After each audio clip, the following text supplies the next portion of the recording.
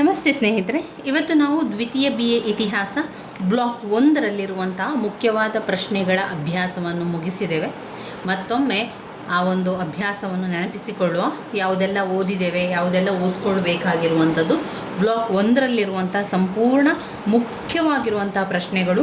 ಈ ಎಲ್ಲ ಪ್ರಶ್ನೆಗಳು ಕೂಡ ಪದೇ ಪದೇ ಕೇಳಿರುವಂತಹ ಪ್ರಶ್ನೆಗಳು, ರಿಪೀಟಾಗಿ ಕೇಳಿರುವಂತಹ ಪ್ರಶ್ನೆಗಳು. ನೀವು ಹಳೆಯ ಪ್ರಶ್ನೆ ಪತ್ರಿಕೆಯನ್ನು ನೋಡಿಕೊಂಡಿದ್ರೆ ಅದರಲ್ಲಿ ನಿಮಗೆ ಗೊತ್ತಾಗ್ತದೆ.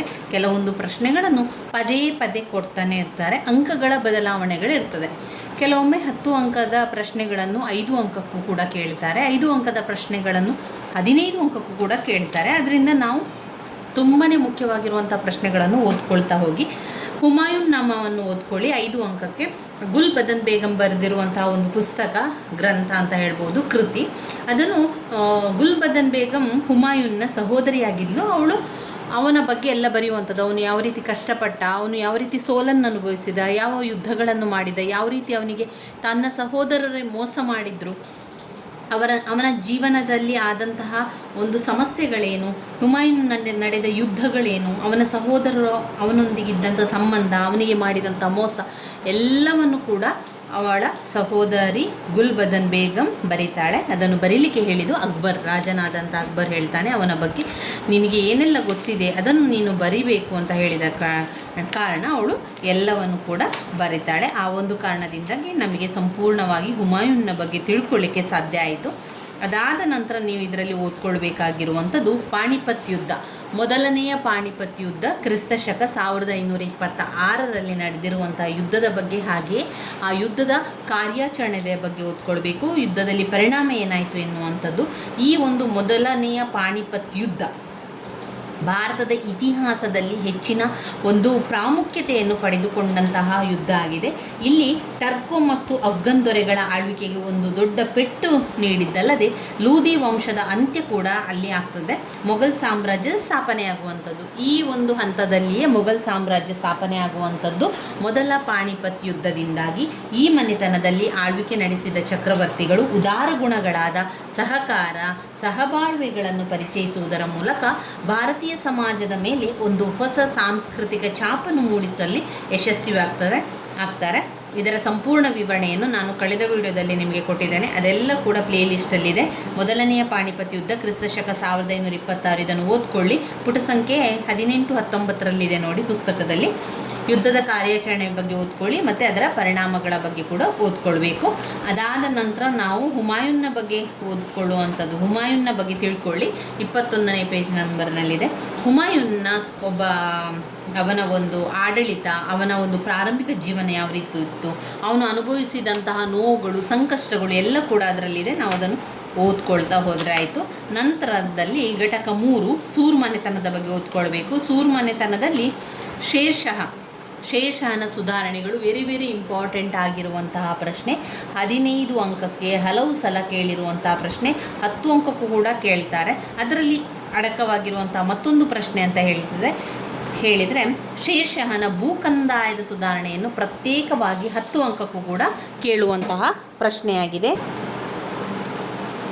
ಇದು 15 ಅಂಕಕ್ಕೆ ಬರುವಂತಹ ಪ್ರಶ್ನೆ. ಶೇಷಾನ ಸುಧಾರಣೆಗಳಲ್ಲಿ ಕೇಂದ್ರಾಡಳಿತದಲ್ಲಿ ಸುಧಾರಣೆಗಳನ್ನು ಮಾಡುವಂಥದ್ದು, ಪ್ರಾಂತ್ಯಾಡಳಿತದಲ್ಲಿ ಸುಧಾರಣೆಗಳನ್ನು ಮಾಡುವಂಥದ್ದು, ಭೂಕಂದಾಯದ ಸುಧಾರಣೆ. ಈ ಭೂಕಂದಾಯದ ಸುಧಾರಣೆಯ ಪ್ರಶ್ನೆ 10 ಅಂಕಕ್ಕೆ ಕೇಳುವಂತಹ ಪ್ರಶ್ನೆಯಾಗಿದೆ. ಸೈನಿಕ ಸುಧಾರಣೆಗಳನ್ನು ಮಾಡುವಂಥದ್ದು, ಪೊಲೀಸ್ ಸುಧಾರಣೆಗಳನ್ನು ಮಾಡುವಂಥದ್ದು, ನ್ಯಾಯಾಂಗ ಸುಧಾರಣೆ, ಜನೋಪಯೋಗಿ ಕ್ರಮಗಳು, ಇದನ್ನೆಲ್ಲ ಕೂಡ ನೀವು ಓದ್ಕೊಳ್ತಾ ಹೋಗಬೇಕು. ನಂತರ ಘಟಕ 4 ಬರ್ತದೆ. ಘಟಕ 4ರಲ್ಲಿ ಅಕ್ಬರನ ಬಗ್ಗೆ ಕೂಡ ತಿಳ್ಕೊಳ್ಬೇಕು. ಅಕ್ಬರನು ಯಾವ ರೀತಿ ರಾಜ್ಯಭಾರವನ್ನು ಮಾಡಿದ್ದಾನೆ, ಅವನ ಧಾರ್ಮಿಕ ನೀತಿ ಏನು ಅಂತ ತಿಳ್ಕೊಳ್ಬೇಕು. ಅದರಿಂದ ಮೊದಲು ಬೈರನ್ ಖಾನ್ ಬಗ್ಗೆ ತಿಳ್ಕೊಳ್ಬೇಕು. 5 ಅಂಕಕ್ಕೆ ಕೇಳಿರುವಂತಹ ಪ್ರಶ್ನೆ. ಹುಮಾಯೂನ್ ಮತ್ತು ಅಕ್ಬರ್ ಇಬ್ಬರಿಗೂ ಕೂಡ ಅತ್ಯುತ್ತಮ ಸೇವೆಯನ್ನು ಸಲ್ಲಿಸಿದವನೇ ಈ ಬೈರಮ್ ಖಾನ್. ಆದರೆ ಕೊನೆಗೆ ಅವನು ಸಾವನ್ನಪ್ತಾನೆ. ಅವನನ್ನು ಬೈರಮ್ ಖಾನ್ ಕೊನೆಗಾಲದಲ್ಲಿ ಅಕ್ಬರನು ಹೀಗೆ ನಡೆಸಿಕೊಂಡದ್ದು ಅವನ ಒಂದು ಮಾನವೀಯ ಗುಣಗಳಿಗೆ ಕಪ್ಪು ಚುಕ್ಕೆ ಅಂತಲೇ ಹೇಳ್ಬೋದು. ಯಾಕಂದರೆ ಬೈರಮ್ ಖಾನ್ ಹುಮಾಯೂನ್ ಮತ್ತು ಅಕ್ಬರನಿಗೆ ಇಬ್ಬರಿಗೂ ಕೂಡ ಅತ್ಯುತ್ತಮ ಸೇವೆಯನ್ನು ಸಲ್ಲಿಸಿದ್ದಾನೆ. ಬೇಕಾದ್ದೆಲ್ಲ ಕೂಡ ಮಾಡಿಕೊಟ್ಟಿದ್ದಾನೆ. ಒಂದು ರೀತಿಯ ಪೋಷಕನಾಗಿ ಕೆಲಸವನ್ನು ಮಾಡಿದ್ದಾನೆ. ಆದರೆ ಅಕ್ಬರನ ಮನೆಯವರು, ಆತನ ಸಂಬಂಧಿಕರು ಎಲ್ಲರೂ ಕೂಡ ಬೈರಮ್ ಖಾನನ್ನು ಅವನನ್ನು ಪದಚ್ಯುತಗೊಳಿಸಬೇಕು, ಅವನನ್ನು ಹುದ್ದೆಯಿಂದ ತೆಗೆದು ಹಾಕಬೇಕು ಅಂತ ಒತ್ತಡ ಕೂಡ ಬರ್ತದೆ. ನಂತರ ಬೈರಮ್ ಖಾನ್ ಹೇಳ್ತಾನೆ, ನನಗೆ ಮಕ್ಕಕ್ಕೆ ಹೋಗಬೇಕು. ಆ ಒಂದು ನೆಪವನ್ನು ಇಟ್ಕೊಂಡು ಅಕ್ಬರನೇನು ಮಾಡ್ತಾನೆ, ಬೈರಮ್ ಖಾನನ್ನು ಮೆಕ್ಕಕ್ಕೆ ಕಳಿಸಬೇಕು ಅಂತ ಹೇಳ್ತಾನೆ. ಆದರೆ ಅವನನ್ನು ನೋಡಿಕೊಳ್ಳಿಕ್ಕೂ ಕೂಡ ಅವನು ಗಡಿಯನ್ನು ದಾಟೋ ತನಕ ಅವನನ್ನು ನೋಡಿಕೊಂಡು ಇರುವಂಥ ನಾನು ನೇಮಿಸ್ತಾನೆ. ಅಕ್ಬರನು ಪೀರ್ ಮಹಮ್ಮದ್ ಎಂಬುವನನ್ನು ಬೈರಮ್ ಖಾನ್ ಸಾಮ್ರಾಜ್ಯದ ಗಡಿಯನ್ನು ಹೋಗುವಂತೆ ನೋಡಿಕೊಳ್ಬೇಕು. ಅದನ್ನು ತಿಳಿದಂಥ ಬೈರಮ್ ಖಾನಿಗೆ ತುಂಬಾ ನೋವುಂಟಾಗ್ತದೆ. ಅವನಿಗೆ ಅನಿಸ್ತದೆ, ನಾನು ಇಷ್ಟೊಂದು ಸೇವೆ ಮಾಡಿದ್ದು ಇವರಿಗೆ ಇಷ್ಟೊಂದು ಸೇವೆಯನ್ನು ಮಾಡಿ ನನ್ನನ್ನೇ ಈ ರೀತಿ ಮಾಡ್ತಾ ಇದ್ದಾರೆ ಅಂತ ಅವನಿಗೆ ಅನಿಸ್ತದೆ. ಅಲ್ಲಿ ಅದನ್ನು ಆ ಒಂದು ಬೈರಮ್ ಖಾನ್ ಮೆಕ್ಕಕ್ಕೆ ಹೋಗುವ ದಾರಿಯಲ್ಲಿ ಅವನ ಹಳೆಯ ದ್ವೇಷಿ ಅಫ್ಘನ್ ನಾಯಕನ ಮುಬಾರಕ್ ಖಾನ್ನಿಂದ ಬೈರಮ್ ಖಾನ್ ಕೊನೆಯದಾಗಿ ಕೊಲೆಗೀಡಾಗ್ತಾನೆ ಅವನು. ಆದರೆ ಇಲ್ಲಿ ಗೊತ್ತಾಗುವಂಥದ್ದು, ಅಷ್ಟೊಂದು ಸಹಾಯ ಮಾಡಿದಂಥ ಬೈರಮ್ ಖಾನಿಗೆ ಕೊನೆಯ ಕಾಲದಲ್ಲಿ ಅಕ್ಬರ್ ಹಾಗೆ ಮಾಡಬಾರದಿತ್ತು. ಅದು ಒಂದು ರೀತಿಯ ಮಾನವೀಯ ಗುಣಗಳಿಗೆ ಕಪ್ಪು ಚುಕ್ಕೆ ಅಂತಲೇ ಹೇಳ್ಬೋದು. ಅದು ಬೈರಮ್ ಖಾನ್ನ ವಿಚಾರವಾಗಿ. ಅದಾದ ನಂತರ ನೀವು ಅಲ್ಲಿ ಓದಬೇಕಾಗಿರುವಂಥದ್ದು ಅಕ್ಬರನ ನೀತಿ. ಅಕ್ಬರನ ನೀತಿಯನ್ನು ಓದ್ಕೊಳ್ಳೇಬೇಕು. ಧಾರ್ಮಿಕ ನೀತಿಯ ಬಗ್ಗೆ 15 ಅಂಕಕ್ಕೆ 10 ಅಂಕಕ್ಕೆ ಪ್ರಶ್ನೆಗಳು ಕೇಳುವಂಥದ್ದು. ಅಕ್ಬರನ ನೀತಿ, ಧಾರ್ಮಿಕ ನೀತಿಯ ಬಗ್ಗೆ ಏನೆಲ್ಲ ಅವನು ಧರ್ಮ ಸಹಿಷ್ಣ ಗುಣವನ್ನು ಹೊಂದಿದ್ದ, ಅವನ ಮನೋಧರ್ಮನ ಆದರ್ಶಗಳು ಎಲ್ಲ ನಾವು ಬರಿತಾ ಹೋಗಬೇಕು. ಆಮೇಲೆ ಹೊಸ ಧರ್ಮವನ್ನು ಆತನು ಸ್ಥಾಪನೆ ಮಾಡಿರುವಂಥದ್ದು ದೀನ್ ಇ ಲಾಯಿ, ಅದರಲ್ಲಿ ಯಾವ ರೀತಿಯ ನಿಯಮಗಳೆಲ್ಲ ಇತ್ತು, ಯಾವ ರೀತಿ ಆ ಒಂದು ಧರ್ಮ ಕೊನೆಗೊಂಡಿತು ಎನ್ನುವಂಥದ್ದನ್ನೆಲ್ಲ ಬರಿತಾ ಹೋಗಬೇಕು. ಇದಾದ ನಂತರ ಬರುವಂಥದ್ದು ಘಟಕ 5. ಘಟಕ 5ರಲ್ಲಿ ಜಹಂಗೀರ್, ಶಹಜಾನ್, ಔರಂಗಜೇಬ್ನ ಪ್ರಮುಖ ನೀತಿಗಳನ್ನು ಕಾಣ್ಬೋದು. ಮುಖ್ಯವಾಗಿ ನಾವು ಅದರಲ್ಲಿ ಓದ್ಕೊಳ್ಬೇಕಾಗಿರುವಂಥದ್ದು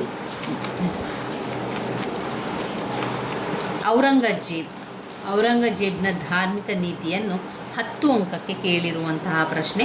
ಔರಂಗಜೇಬನು ಅಕ್ಬರನ ವಿರುದ್ಧವಾಗಿದ್ದನು. ಅಂದರೆ ಅಕ್ಬರ ನಾವೆಲ್ಲರೂ ಒಂದೇ ಎನ್ನುವಂತಹ ಭಾವನೆ ಇತ್ತು ಅವನಿಗೆ, ಸಹಿಷ್ಣುತೆಯ ಗುಣ ಇತ್ತು. ಆದರೆ ಈ ಔರಂಗಜೇಬ್ನಲ್ಲಿ ಪರಮತ ಸಹಿಷ್ಣುತೆಯ ಗುಣವಿರಲೇ ಇಲ್ಲ. ಅವನ ಅಭಿಪ್ರಾಯದಲ್ಲಿ ಯಾವುದು ಇಸ್ಲಾಮೇತರ ಪದ್ಧತಿಗಳಿದ್ದವು ಅವುಗಳನ್ನೆಲ್ಲ ರದ್ದು ಮಾಡ್ತಾನೆ ಬರ್ತಾನೆ. ಅಷ್ಟೇ ಅಲ್ಲದೆ ಸುಗಂಧ ಉರಿಸುವಂಥದ್ದು, ತುಲಾಭಾರ ಕ್ರಮವನ್ನೆಲ್ಲ ನಿಷೇಧ ಮಾಡ್ತಾನೆ. ಹಿಂದೂ ದೇವಾಲಯಗಳ ನಾಶಕ್ಕೆ ಆಜ್ಞೆಯನ್ನು ಹೊರಡಿಸ್ತಾನೆ.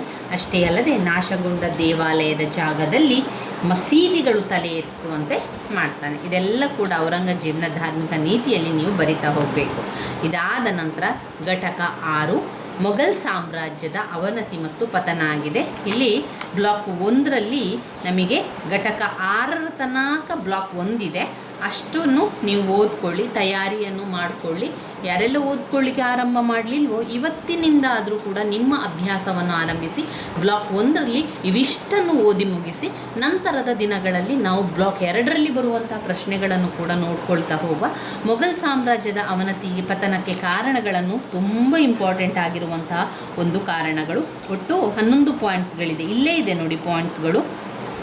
ಉತ್ತರಾಧಿಕಾರತ್ವ ಕಾಯ್ದೆ ಜಾರಿಯಲ್ಲಿ ಇರದಿದ್ದುದು, ಔರಂಗಜೇಬ್ನ ಧಾರ್ಮಿಕ ನೀತಿ, ಔರಂಗಜೇಬ್ನ ದಕ್ಕನ್ ದಂಡಯಾತ್ರೆ, ಭಾರತದಲ್ಲಿ ಮುಸ್ಲಿಂ ಪ್ರಭುತ್ವ ಸ್ಥಾಪನೆ, ಮೊಘಲ್ ಅರಸರ ದುಂದುವೆಚ್ಚ ಮತ್ತು ಭೋಗವಿಲಾಸ ಜೀವನ, ಮೊಘಲ್ ಸಾಮ್ರಾಜ್ಯದ ವೈಶಾಲತೆ, ಸೈನ್ಯದ ಶಿಸ್ತು ಮತ್ತು ಅದಕ್ಷತೆ, ಶ್ರೀಮಂತ ಸರದಾರರ ಪ್ರಾಬಲ್ಯ, ರೈತರ ದಂಗೆಗಳು, ಅಸಮರ್ಥ ದೊರೆಗಳ ಆಳ್ವಿಕೆ, ವಿದೇಶಿಯರ ದಾಳಿಗಳು. ಇವಿಷ್ಟು ವಿಚಾರಗಳು ಮೊಘಲ್ ಸಾಮ್ರಾಜ್ಯದ ಅವನತಿಗೆ ಕಾರಣಗಳನ್ನು ತಿಳಿಸ್ತಾ ಹೋಗ್ತದೆ.